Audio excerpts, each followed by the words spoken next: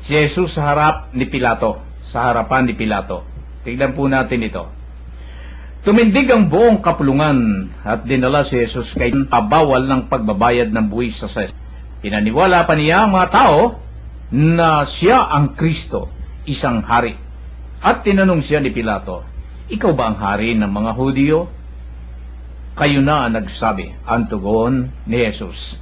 Sinabi ni Pilato sa mga punong saserdote at sa mga tao, wala akong makitang kasalanan sa taong ito.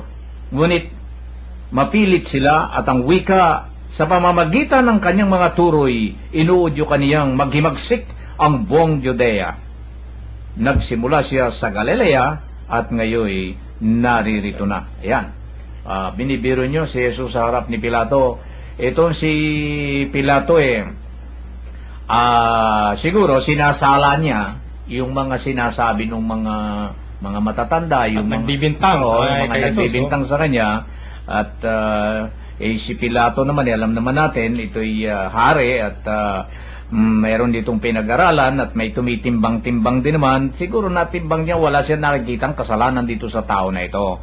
Pero kung bakit ang pinakamasigasig ay yung mga taong mabababa at ito kaya ang katuparan ng misyon niya kung bakit nagpunta siya rito, na ang nagpapapako sa kanya ay itong mga taong itong nagsisigawan na ito. Kuya John, ano po yung nakikita rito? Mga kapatnubay, ayon po sa salita ng Diyos si Jesus sa harapan ni Pilato, wala pong makitang ginawang kasalanan ng Panginoong Jesus, kaya ayaw atulan ni Pilato. Kita mo na? Wala naman talagang makita rito sa kasi nangangaral ito nangangaral ito ng kaharian ng Diyos, hindi naman ito lumalabag. Nagbabayad naman ito ng buwis. At si Pedro nga inutusan pa nito na wala nga silang dalang pera sa lukbutan nila inutusan pa nga si Pedro na ikaw ikay maghulog ng kawil at pang mahuli mo meron ka makukuha dun, ibayad mo para sa ating dalawa. Hindi naman ito lumalabag sa batas naman ng kaharian noon, ng mga tao na mamahala noon sa mga kaharian, hindi naman. Ang kanyang layunin lamang ay mailapit niya sa tao ang kaharian ng kanyang amang sa langit. Ngayon, anong po nakikita niyo rito, Ben? Alam mo, Kuya Men, makikita po natin dito yung mga pagsisinungaling. Alam niyo yung pinaka mahirap sa tao marami nga sa atin sa kapanahunan ito na para lamang makilala, para lamang masabing masumikat ka, gagawa ng istorya para itong mga politiko rin itong mga kapanahon na ito yung mga politiko ng araw marahil na walang gagawin kundi gumawa ng istorya para lumutang ang kanilang pangalan. Tingnan mo rito, sabi rito, ang taong ito'y nahuli namin nanunulsol sa aming kababayan na maghimagsik at nagbabawal ng pagbabayad ng buwis sa Caesar. Hindi ba meron ditong bahagi na tinanong si Jesus na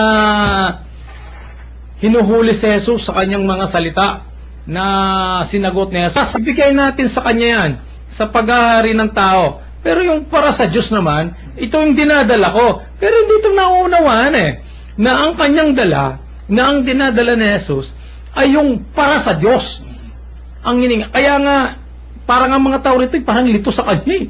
Hindi talaga maunawaan yung lalim. Kaya nang tanungin siya tuloy ni Pilato, ikaw ba ang hari ng mga Hudyo? O ano ang sagot na naman ni Jesus? Makikita mo naman, binalik na naman uli. Kayo na ang nagsasabi. Para bang, alam mo naman pala para ako sa atin alam mo na pala bakit nagtatanong ka pa? Sa atin ganun ang mga yung mga pagsasagot Pero si Jesus, kita mo, diretso ulit. Sinabi niya. Kaya si Pilato nang makita niya na sa kanyang pag-iimbestiga, hindi katulad sa Senado natin, kahit na ano man yan, ang gusto nila, ang palabasin yung kagustuhan ng nasa isip nila, di ba? Makikita mo to, Kuya Men, Kuya Joe, ang mga nag-iimbestiga ngayon, ang gusto nila yung palabasin, yung kanilang gustong lumabas. Hindi yung katotohanan na dapat lumabas. Halimbawa, mayroong isang kasong dinala sa Senado na ang katotohanan, gusto nilang palabasin, Pero ang problema, kinakailangan nila maipit lamang yung tao, ay pipit-pitin na ito ng pipit-pitin. Kahit na nandun na yung katotohanan, ay yun ang gusto nilang palabasin Pero dito, makikita mo si Pilato, itong kaibahan kay Pilato. Nakita ko na naimbestigahan ko na Lahat ng paliwanag, lahat ng narinig ko sa bayan, narinig ko sa mga tao, na yung kanyang pinagagagawa, ay wala akong nakitang masama. Wala akong nakitang makaka-apekto, lalo-lalo na sa katatayuan. Kasi ang pinagpipilitan dito nitong mga nagsasakdal kay Jesus, yung yung kung ikaw ay isang may posisyon, ay treat ito sa'yo. Treat yan sa atin. Ikaw kutang na, ito yung papalit sa akin. Ito yung parang pinagdidiinan nila na dapat kumilos itong mga nanunungkulan ng panahon para durugin kagad yung gustong pumalit, na ang nasa isipan nga nila ay makamundong paghahari, hindi makadiyos na paghahari. Kaya inuudyo ka nila. Pero ang isa sa napakasakit na sitwasyon dito, alam nyo ba na ito yung sinasabi ko, yung sumasalubong sa kanya, nagsisigawan ng Alleluia, mabuhay ang anak ni David, at naglalatag pa sa kanyang daraanan at nagbubunyi sa kanyang pagpasok sa Jerusalem. At bandang huli sila rin palang magsisigawan na ipako sa krus. Yun ang mabigat.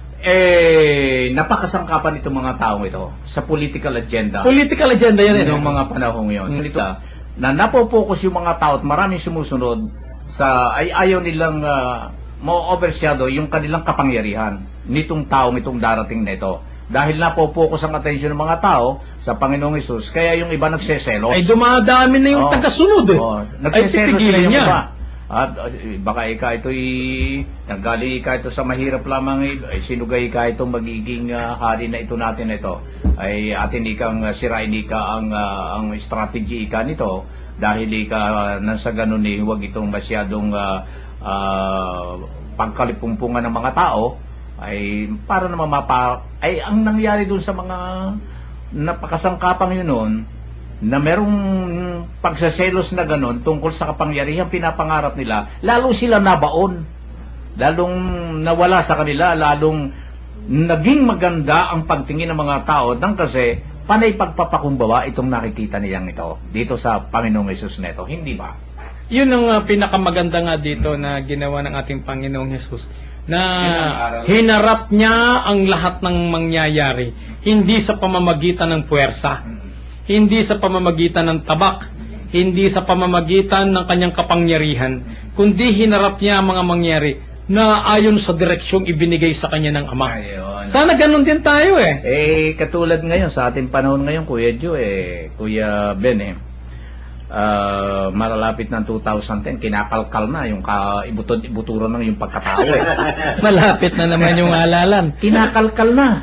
Nung iba, yung ibang naangat-angat kakalkalin yung pagkatao at talagang kanya-kanya sabuyan na ngayon ng talagang yan ang mundo. Yan ang kalakaran ng mundo. Pag hindi nila ginawa yan, Kuya Men, dalawa kasi ang purpose nung gumagawa niyan Number one, libre advertisement na siya. Number 2, nadidiin ang kalaban niya. Ganun lang kasimple yan Parang si Jesus din yan Sumisikat yung mga yung mga namumuno, pagkatapos Ang mundo, kapag ikaw binigyan ng ganitong mga pag-aakusang ganito, ang tendency nila ay sila'y gumawa rin ng mga strategy kung paano rin sisirain ng kanilang kalaban. Ang Panginoong Hesus ay hindi. May black propaganda rin yung kabila. Ganun yun Ganun, yung sa mundo yan. Labanan yan Oo.